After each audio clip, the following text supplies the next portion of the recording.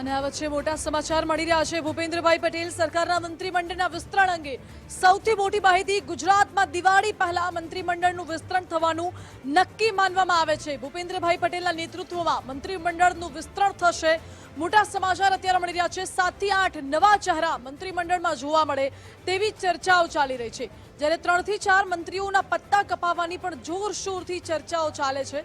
દિવાળી પહેલા જ ભૂપેન્દ્રભાઈ પટેલ સરકારનું મંત્રીમંડળ વિસ્તરણ થશે। મહત્વપૂર્ણ છે કે ભૂપેન્દ્રભાઈ પટેલને દિલ્હીથી તેડું આવ્યું હતું અને 15 દિવસમાં બીજી વખત તેઓ વડાપ્રધાન નરેન્દ્ર મોદીને મળતા અનેક તર્ક વિતર્ક સર્જાયા છે, અનેક સવાલો ઉઠી રહ્યા હતા અને સૌથી મોટી શક્યતા એ હતી કે મંત્રીમંડળના વિસ્તરણને લઈને ચર્ચા થઈ હોઈ શકે છે। પીએમનું માર્ગદર્શન સીએમએ મેળવ્યું હોઈ શકે છે, એટલે ચર્ચાઓ અનેક ચાલી રહી છે। આજ મુદ્દે વાત કરીશું। મારા સહયોગી ધર્મેશ વૈદ્ય જોડાઈ ગયા છે। ધર્મેશ, દિવાળી પહેલા મંત્રીમંડળના વિસ્તરણને લઈને ચર્ચાઓએ જોર પકડ્યું છે, કયા કયા નામ ચર્ચાઈ રહ્યા છે?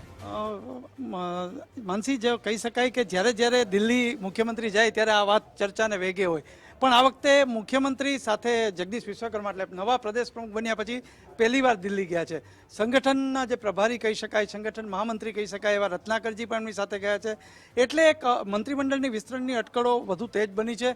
એક તરફ પ્રદેશમાં જગદીશ વિશ્વકર્માની ટીમ એ પણ કદાચ દિવાળી પહેલાં આવે એવું લાગી રહ્યું છે, એટલે મહામંત્રીનું પદ માટે કોણ? પણ અત્યારે જે સમાચાર મળી રહ્યા છે મંત્રીમંડળના વિસ્તરણમાં, તો સૌરાષ્ટ્રની જો વાત કરું તો સૌરાષ્ટ્રના જે ચહેરાઓ છે જેના નામ ચર્ચામાં છે એમાં જયેશ રાદડિયા છે, કૌશિક વેકરિયા છે, મહેશ કસવાલા છે, અર્જુન મોઢવાડિયા છે અને રીવાબા જાડેજા છે। ઉપરાંત કાંતિ અમૃતિયાનું પણ નામ આવે છે। કડવા પાટીદારનું જો સામાજિક જ્ઞાતિ સમીકરણ ઉપર થશે, જો કડવા પાટીદારમાંથી જો નક્કી થાય એકાદ ઉમેદવાર તો કાંતિ અમૃતિયા, પ્રકાશ વરમોરા અને સંજય કોરડિયા પણ છે। લેઉવા પાટીદારમાંથી જે વાત કરી તો કસવાલા, કૌશિક વેકરિયા અને ક્ષત્રિયમાંથી રીવાબાનું નામ પણ અત્યારે ચર્ચામાં છે। અમદાવાદની જો વાત કરતો એલિસબ્રિજના અમિત શાહ, પછી વેજલપુરવાળા અમિત ઠાકર, આ તમામના નામો અત્યારે ચર્ચાઈ રહ્યા છે। કચ્છમાંથી અનિરુદ્ધ દવેનું નામ પણ ચર્ચાઈ રહ્યું છે। એટલે ટૂંકમાં જેને કહેવાય ને કે છેલ્લા કેટલાય દિવસોથી મંત્રીમંડળની વિસ્તરની વાત આવે છે, પણ દિવાળી પછી કે દિવાળી પહેલાં, કારણ કે એક વાત પણ ચાલે છે કે ભાઈ અમે દિવાળી કાર્ડ છપાવીએ કે કેમ, મંત્રી લખાવીએ કે કેમ, પરંતુ એવું લાગી રહ્યું છે, સંકેત મળી રહ્યો છે કે પહેલાં પ્રદેશ કદાચ આવે સંગઠનનું માળખું, અને પછી એમાં પણ મેન મુખ્ય વાત એ છે કે સૌરાષ્ટ્રની જો વાત કરું તો લેઉવા પાટીદારને વધુ પ્રાધાન્ય મળે તેવું દેખાઈ રહ્યું છે। અને કોળી સમાજની જો વાત કરું તો પુરુષોત્તમ સોલંકીના ભાઈ હીરા સોલંકી, એમનું નામ પણ અત્યારે ખૂબ ચર્ચામાં છે। મેં કચ્છમાં અનિરુદ્ધ દવેનું કીધું, એ રીતે નડિયાદમાં પંકજ દેસાઈનું નામ છે, સંગીતા પાટીલ અને સંદીપ દેસાઈ આ દક્ષિણ ગુજરાતમાંથી। ઉત્તર ગુજરાતમાંથી પણ ખુદ વિધાનસભાના અધ્યક્ષ શંકરભાઈ ચૌધરીનું પણ નામ આવી રહ્યું છે। એટલે આ ચર્ચાઓ અત્યારે વેગીલી બની છે। એનું કારણ એ છે કે દિલ્હીની મુલાકાતમાં જ્યારે સંગઠનનું અને સરકાર બંને સાથે ગઈ હોય ત્યારે આ વાત વધુ છે, વેગીલી બની છે અને અટકળો તેજ થઈ છે। પણ હવે જોવાનું એ છે કે મંત્રીમંડળ પહેલું વિસ્તરણ થાય છે કે સંગઠનમાં મહામંત્રી કે મંત્રી? જી ધર્મેશ, બિલકુલ આભાર આપનો। એટલે ચર્ચાઓ અનેક ચાલી રહી છે કે સંગઠનમાં જે માળખું છે, સંગઠનનું માળખું, એમાં રાજ્યના 4 અલગ અલગ ઝોનમાંથી જે મહામંત્રીઓની જાહેરાત થવાની છે, દક્ષિણ ઝોન, ઉત્તર ઝોન, સૌરાષ્ટ્ર ઝોન, મધ્ય ગુજરાત ઝોન, એટલે પહેલા સંગઠનના માળખાની જાહેરાત થાય છે કે પછી મંત્રીમંડળના વિસ્તરણની પહેલા જાહેરાત થાય છે, સૌથી મોટો અત્યારે રસપ્રદ ચર્ચાનો વિષય બની ગયો છે। જોકે દિવાળી પહેલા મંત્રીમંડળના વિસ્તરણને લઈને કોઈ મોટા સમાચાર સામે આવી શકે છે, પરંતુ આ ભાજપ છે જે ઓલવેઝ સસ્પેન્સ રાખવા માટે જાણીતી છે, એટલે કશું પણ સ્પષ્ટ, કશું પણ નક્કી ન કહી શકાય।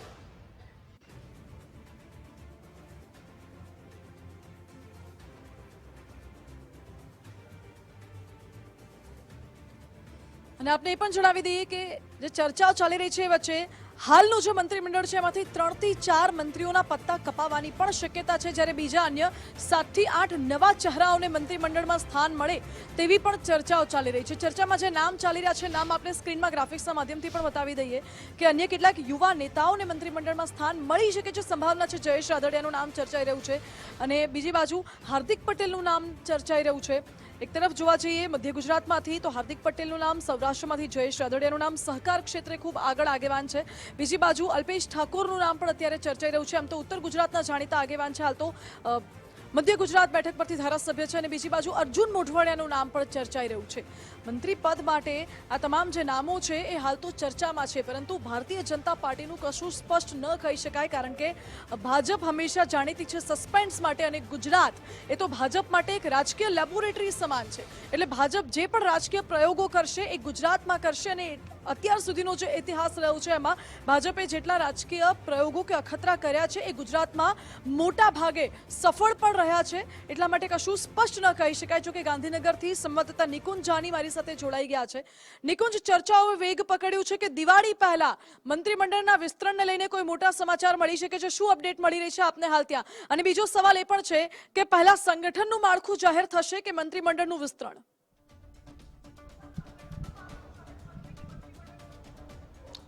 જો આ અટકળોએ એટલા માટે વેગ મળ્યો છે કારણ કે પહેલી વખત એવું બન્યું છે કે ગુજરાતના મુખ્યમંત્રી, પ્રદેશ ભાજપના અધ્યક્ષ અને સંગઠન મહામંત્રી આ ત્રણેય નેતાઓ દિલ્હી પહોંચ્યા છે. દિવાળી પહેલાં આ ત્રણેય નેતાઓનું દિલ્હી દરબારની અંદર પહોંચવું ગુજરાતની રાજનીતિ માટે સૌથી મોટા સમાચાર છે, કારણ કે આજે બપોરે 3:30 કલાકે મુખ્યમંત્રી ભૂપેન્દ્ર પટેલ, પ્રદેશ ભાજપના નવનિયુક્ત અધ્યક્ષ જગદીશ વિશ્વકર્મા અને ભાજપના સંગઠન મહામંત્રી રત્નાકર દિલ્હી જવા માટે રવાના થયા છે. અને આ ત્રણેય નેતાઓ મળતી માહિતી પ્રમાણે પ્રધાનમંત્રી અને કેન્દ્રીય ગૃહમંત્રી અમિત શાહ સાથે મુલાકાત કરશે.